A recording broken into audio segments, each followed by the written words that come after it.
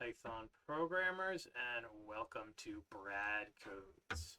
Today I want to talk about a really important built-in function called the input function. One thing we want to remember about the Python programming language is almost everything is a class. All the different data types, often we make our own custom classes, but there are this wonderful set of built-in functions that don't need to be attached to a class. Again, most of the time we use methods like our list methods, append, extend, pop, or our string methods, things like split or strip or even join. All these things are attached to a class. But there are built-in methods that are just not attached to anything that we ultimately can use whenever we want, and the input method is one of them.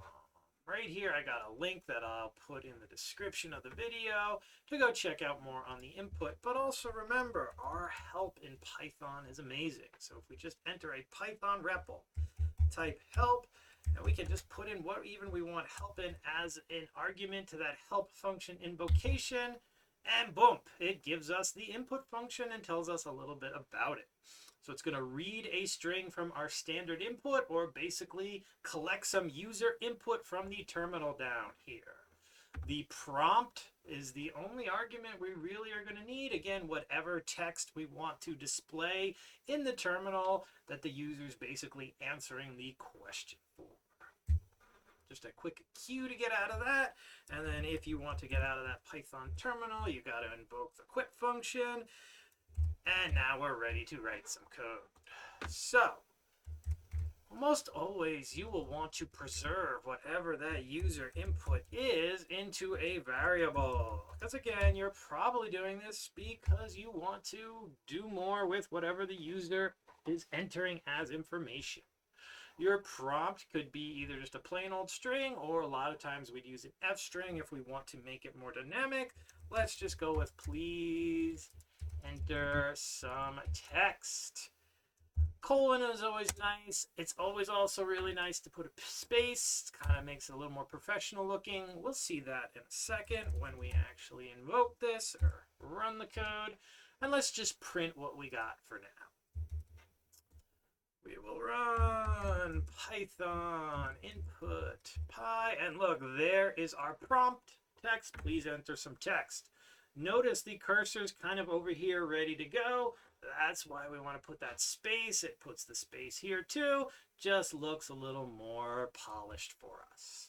So let's go with happy. That's great text. And hey, we see we got it. Let's do it again. And can we be sad? Sure. Cool. So this is pretty cool so far. One thing we do need to think about is the data type of what is being pulled in through input.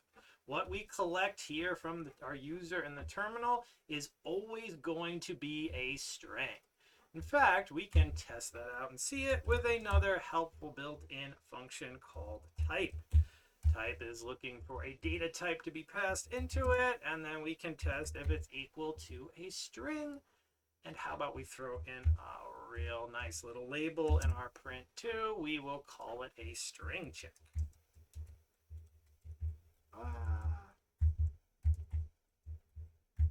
Cool. So now let's run it again and see what we got. We'll go with happy again because that's how we're feeling. And we see that that resolved to true, so it certainly is a string. And I'd say for most of the games or things we might want to do with this user input, strings will be great. However, sometimes we might want numbers. Usually integers, could be a float. How do we do that? We can just go ahead and cast the input, basically the return value of it, into an integer, and then let's throw in another check and see what's happening. Again, this does take away our ability to now collect strings. So again, this is going to be whatever your use case is for sure. Let's do a quick clear, and let's see what we've got. We're going to stick with happy. No, let's not stick with happy. We're testing numbers, so let's do 123. And we see that, look, we got 123. It is not a string. It is actually an integer. Sorry, I forgot to change that label. Let's run it again just so we can see that label, and we'll do 24 this time. And again, we now see, yes, it definitely is an integer. Cool. Now there is one problem with this though, and that is what happens if we enter something that can't be changed or cast from a string to an integer. Well, let's see what happy does now. Ooh, we get an error because again, we cannot cast the string of happy to an integer equivalent. So again, this is really only an issue if we're dealing with numbers, but we might be. How could we fix this? Well, if we want to try to run some code and we may get an error, it does sound like a try except block is going to be for us. So let's do that. We are going to try to run all this code we've already been running. Now, what will happen is it'll either be successful or it will fail. If it fails, we want to accept the error, and you always want to be explicit in the error you're going to accept or catch or handle. We see that providing text that can't be cast to an integer does result in a value error. So again, that's the kind of error we're going to want to accept. You do always want to explicitly accept the errors. You wouldn't just want to accept every error. You would want to accept a value error. If you might have a type error, you'd want another accept. But again, for now, we're only going to need the value error. And here I'd say, let's just print out a little feedback. We need to enter number characters only. That sounds about right. C-H-A-R-A-C-T-E-R. And maybe something like try again, right? Because again, ultimately we do want them to enter a good answer. Let's see what this does for us. So let's do 1, 2, 3. Things are still good. But if we run it again and do happy now, what's going to happen? Hey, we got that prompt saying, cool, you didn't answer the right thing, but hey, we didn't get an error, because again, errors will stop the execution of any further code.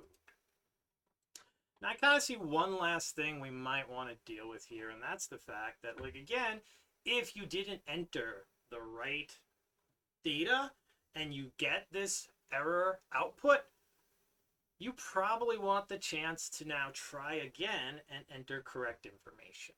So let's go ahead and wrap our try except block in a while loop with maybe, a Boolean conditional.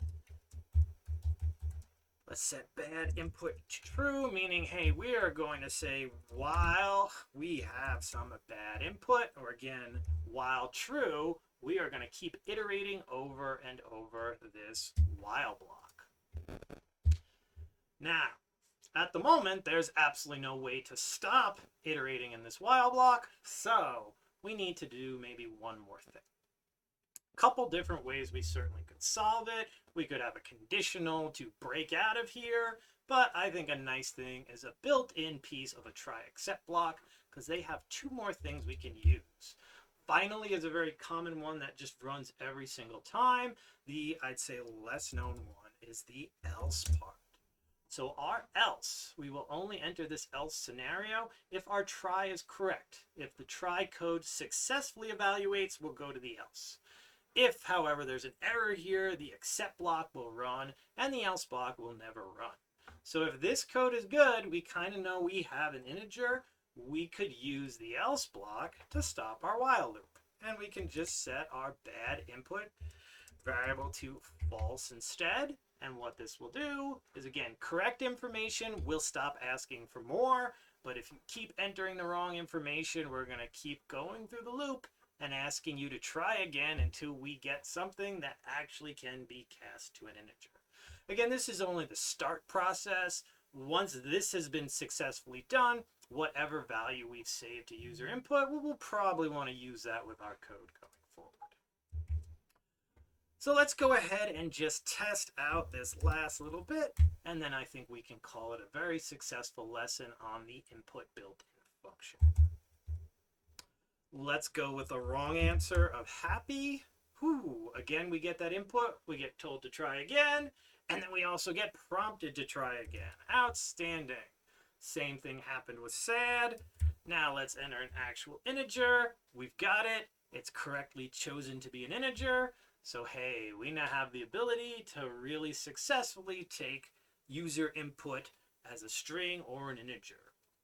We could also use this while loop and have some conditionals, like if we had a string and we wanted to further test it, like having this idea to iterate and run checks on your data before you're like, hey, this is good input, is a very solid idea. I hope you enjoyed this lesson, programmers, and if you did, please like this video and subscribe to my channel. I'll make more code for you. Have a great one.